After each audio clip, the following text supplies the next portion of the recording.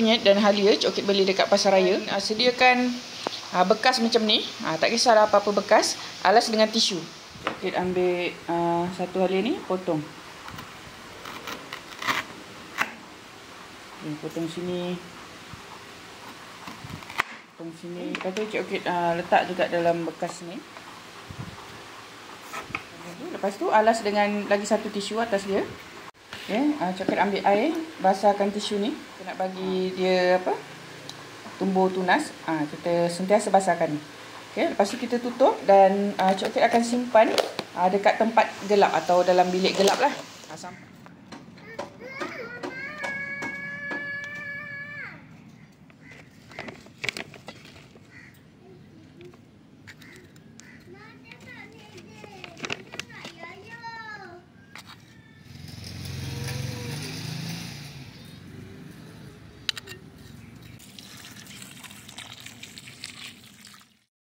Alhamdulillah, suburnya halia ni atas tanah.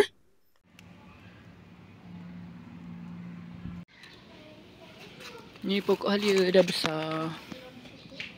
Dah boleh petik isi dia, nampak. Alhamdulillah, ni hasil halia Cik Okit tanam sendiri. Bila nak pakai boleh ambil fresh-fresh je.